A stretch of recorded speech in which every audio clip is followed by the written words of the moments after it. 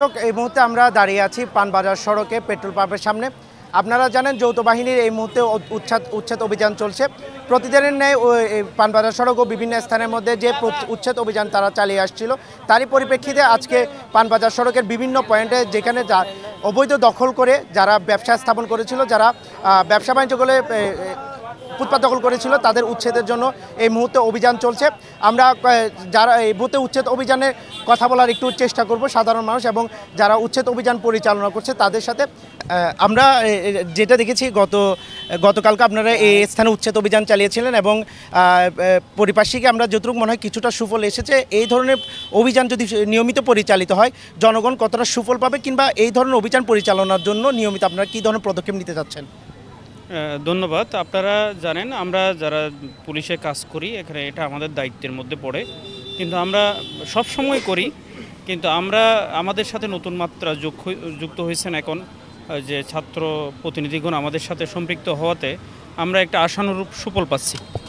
এখানে আমরা একটা ইতিবাচক সাড়া পাচ্ছি এবং মানুষের মধ্যে একটা উপলব্ধির জায়গা তৈরি হয়েছে যে না, এখন যেহেতু সাধারণ মানুষজন, ছাত্র প্রতিনিধি, সাধারণ জনগণ এটাকে অ্যাপ্রিসিয়েট করতেছে।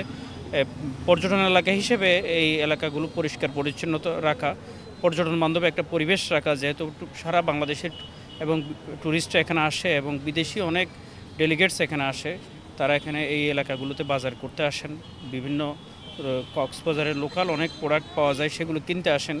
এই জন্য এই এলাকাগুলো পরিষ্কার পরিচ্ছন্ন রাখা, একটা পর্যটন বান্ধব পরিবেশ রাখা আমাদের দায়িত্বের মধ্যে পড়ে। না, এখানে আমরা তো এই জন্যই এখনও পর্যন্ত মানবিক বিবেচনায় আমরা কাউকে আইনের আওতায় আনি নাই। আমরা যা সরিয়ে দিচ্ছি, সচেতন করতেছি, এটা মানবিক বিবেচনায় আমরা করছি। কারণ এখন পর্যন্ত আমরা কাউকে কারোর মধ্যে প্রসিকিউশন দিয়ে নাই, কারো মালামাল নষ্ট করি নাই। এইগুলো মানবিক বিবেচনা বোধ আছে বলেই, এবং শুধু আমরা না, যেহেতু আমাদের সাথে এখানে কক্সবাজার যারা এখানে ছাত্র প্রতিনিধি আছেন, তারা কিন্তু আপনাদেরই সন্তান এবং সবার পরিচিত। আমরা আজকে আছি, কালকে নাই, কিন্তু তারা থাকবে।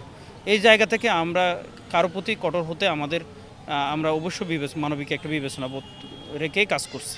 শেষ একটা কক্সবাজারবাসী এবং যারা ব্যবসায়ী এই ধরনের কাজ করছে তাদের জন্য কোনো বার্তা দিতে চান কিনা? আমরা বলবো, এই পর্যটন নগরী কক্সবাজার, এটা একটা কক্সবাজারের মানুষ হিসেবে সবার একটা গর্বের জায়গা।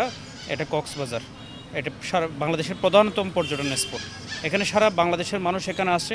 পর্যটন শিল্প এই এলাকার মানুষের জীবন জীবিকার বড় একটা মাধ্যম এবং গর্বের বিষয়।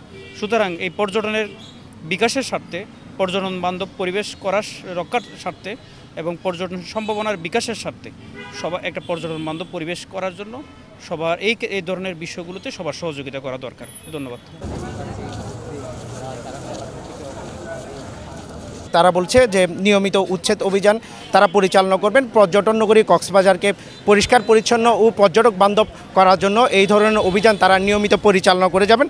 তারা আমাদেরকে আরও যে বিষয়টি জানিয়েছেন যে কক্সবাজার শহরে যে তারা এই মুহূর্তে যে অভিযানগুলো পরিচালনা করেছে এবং যে উচ্ছেদ অভিযানগুলো করেছে, তারা কঠোরতা হয়নি। তারা শুধুমাত্র নির্দেশনা এবং সরিয়ে নেওয়ার জন্য তারা জানিয়েছে, যাতে মানবিক দিক বিবেচনা করা যায়।